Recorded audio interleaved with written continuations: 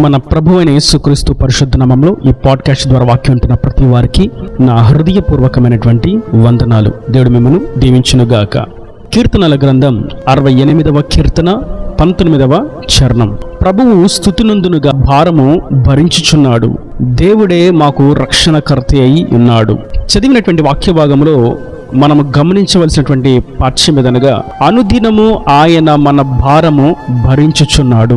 ఇది ఒకరోజు కాదు, 2 రోజులు కాదు, కానీ మనం ఎన్నాళ్ళు జీవిస్తామో, మనం ఎన్నాళ్ళు ఈ లోకంలో బ్రతికి ఉంటామో, మన ఆయుష్యమంతా కూడా ఆయన మన భారమును మోయువాడుగా ప్రత్యక్షమయ్యాడు.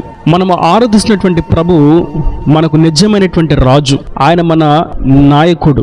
లోకంలో రాజులను, నాయకులను, అధిపతులను మనం చూసినట్లయితే వారు భారాలను ప్రజల మీద వేస్తారు. ప్రజలు భారమును మోస్తూ ఉండగా వారు దాని యొక్క ఫలములను అనుభవిస్తూ ఉంటారు. కానీ మనము ఆరాధిస్తున్నటువంటి ప్రభు మన మీద భారం ఉంచువాడు కాదు, కానీ మన భారమును ఆయన మోయువాడుగా ఉన్నాడు, ఆయన భరించువాడుగా ఉన్నాడు. మన ఆర్థిక భారమైన, అప్పుల భారమైన, అనారోగ్య భారమైన, కుటుంబ భారమే అయినా, చదువుల విషయమైనటువంటి భారమైన, వ్యాపార విషయంలో ఉన్నటువంటి భారమైన, ఉద్యోగ సంబంధితమైనటువంటి భారమే అయినా, అన్ని భారాలను ఆయన భరించువాడుగా ఉన్నాడు. అయితే మనం ముఖ్యంగా గుర్తించవలసినటువంటి ప్రాముఖ్యమైనటువంటి అంశం ఏదనగా, అనుదినము ఆయన భారము భరించున్నప్పుడు మరి ప్రపంచంలో ఉన్నటువంటి జనులు ఎందుకు భారముతో వారి మనుగడను కొనసాగిస్తూ ఉన్నారు అనేటువంటి ప్రశ్న. అయితే పరిశుద్ధాత్ముడు తేటగా సెలవిస్తున్నటువంటి మాట ఏదనగా, అనుదినము ఆయన ఎవరి భారమును భరించుచున్నాడు? కీర్తనల గ్రంథం 55వ కీర్తన 22వ చరణంలో దాని యొక్క సమాధానమును మనం గమనిస్తాం. నీ భారము యెహోవా మీద మోపుము, ఆయనే నిన్ను ఆదుకొనును, నీతిమంతులను ఆయన ఎన్నడును కదలనీయడు. ఇక్కడ మనం గమనిస్తున్నాం, ఎవరైతే వారి భారాలను ఆయన మీద వేస్తారో, ఆయన మీద మోపుతారో, వారి భారములను ఆయన భరిస్తాడు. దాని యొక్క అర్థం, ప్రతి వారు వచ్చి నా భారాన్ని నీవే మోయాలి ప్రభు అని లోక పాపములో ఉండి శరీర తుచ్చమైనటువంటి అభిలాషలకు అంటుకట్టబడి పాప బంధకాలతో బంధించబడి చీకటి ఊబులో చిక్కుకొని ఉన్న వారి యొక్క భారమును ఆయన మోయడు, కానీ నీతిమంతుల యొక్క భారమును ఆయన భరించుచున్నాడు. అందుకే మాటలు మనం గమనిస్తాం, నీ భారము యెహోవా మీద మోపుము, నీతిమంతులను ఆయన ఎన్నడూను కదలనీయుడు అని. నీవు నీతిమంతుడు కదా, నీ భారమును ఆయన మీద మోపుము. నీవు క్రీస్తు రక్తంలో కడగబడి ఉన్నావు కదా, నీ భారమును ఆయన మీద మోపుము. నీవు దినదినము ఆయన మీద ఆధారపడి ప్రార్థనలోను, వాక్యోపదేశంలోను, వాక్య ధ్యానములోను భక్తిగాను, యథార్థముగాను, నీతిగాను నిలబడి ఉన్నావు కదా, నీ భారమును ఆయన మీద మోపుము. ఎవరికి అన్యాయము చేయక, దూషణకు ప్రతిదూషణ చేయక, మోసము చేయక, ధనమును ఆశించక, న్యాయముగా సత్యముగా నీవు జీవించున్నావు కదా, నీ భారమును ఆయన మీద మోపుము. ఆయన నీ భారమును భరించువాడు. అనుదినము నీ భారమును ఆయన మీద మోపుము. ప్రభువా, ఈ రోజు నా భారం ఇది, ఈ రోజు నేను మోయవలసినటువంటి భారం ఇది, ఈ రోజు నేను చేయవలసినటువంటి పని ఇది, ఈ రోజు నేను కట్టవలసినటువంటి పైకం ఇది, ఈ రోజు నేను సాధించవలసినటువంటి క్రియ ఇది, ఈ రోజు వెళ్ళవలసినటువంటి మార్గం ఇది అని ప్రతిరోజు అనుదినము మన భారములను ఆయన మీద మోపినట్లయితే ఆయన మన భారమును భరించువాడు. మనము నీతిమంతులమై ఉన్న ఎడల ఆయన మన భారములను భరిస్తాడు. మనము నీతిమంతులముగా ఉండక భారమును ఆయన మీద మోపాలి అని అనుకున్నట్లయితే ఆయన వారి భారమును మోయుడు. ఎందుకంటే నీతిమంతులుగా మార్చడానికే ఆయన ఈ లోకానికి దిగి వచ్చారు. నీతిమంతులుగా ఉన్న వారి యొక్క శ్రమ నుండి విడిపించడానికే, నీతిమంతులుగా ఉన్న వారి యొక్క దారిద్రత నుండి విడిపించడానికే, నీతిమంతులుగా ఉన్న వారి యొక్క ఆర్థిక స్థితిని మార్చడానికే, నీతిమంతులుగా ఉన్న వారి యొక్క శరీర బలహీనతల నుండి, రుగ్మతల నుండి విడిపించడానికే ఆయన ఈ లోకానికి దిగి వచ్చారు. పాప భారముతో ఉన్నటువంటి సిలువ భారమును ఆయన భరించాడు. మనము అనుభవించవలసినటువంటి మరణమును ఆయన అనుభవించారు. మనము అనుభవించవలసినటువంటి దోష శిక్షను ఆయన భరించాడు.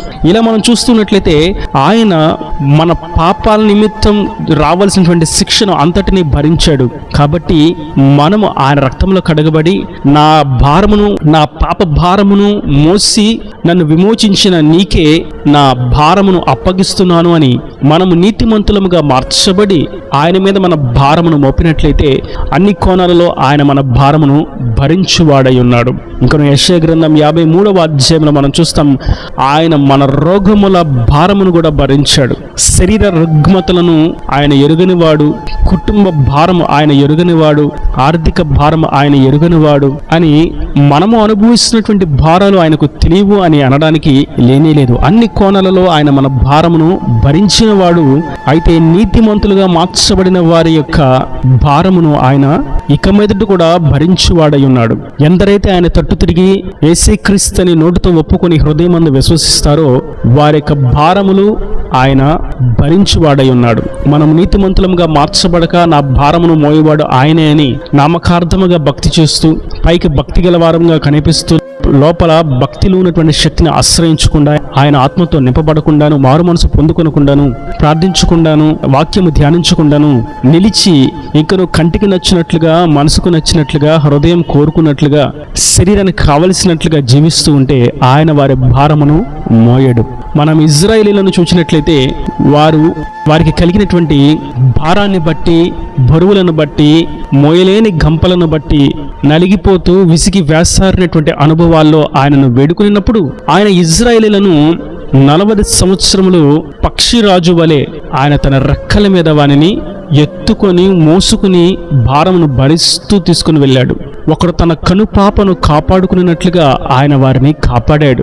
వారి వస్త్రము పాతగిలలేదు, వారి చెప్పులు వారైనను తెగిపోలేదు. వారికి ఏది కొదువు కాకుండా సకల సమృద్ధిని అనుగ్రహించి వారిని క్షేమంగా నడిపించాడు. కారణం ఏదనగా ఆయన వారి భారములను మోసాడు. ఎందుకంటే వారి భారములను ఆయన మీద మోపారు. ఇక ఈ స్థితిలో మేము ఉండలేము, ఈ బంధకాలలో, ఈ దాసత్వములో, ఈ బానిసత్వములో మేము నిలిచి ఉండలేము అని వారు ఏడ్చి మొర్రపెట్టారు, ఆయనను వేడుకున్నారు. మా భారమును భరించువాడవు నీవే అని ఆయనను కోరుకున్నారు. నాడు ఆయన వారి ప్రార్థనను ఆలకించి మోషేను పంపించి వారి బరువైనటువంటి భారమును తీసివేసి వారిని నెమ్మదిగాను, సమాధానకరంగాను, సంతోషముగాను, స్వతంత్రులుగా మార్చి కనాను దేశమునకు నడిపించారు. నేటి వాక్యం వింటున్నటువంటి నా ప్రియ సహోదరులారా, మన భారమును ఆయన మీద మోపినట్లయితే అనుదినము ఆయన మన భారమును భరించువాడై ఉన్నాడు.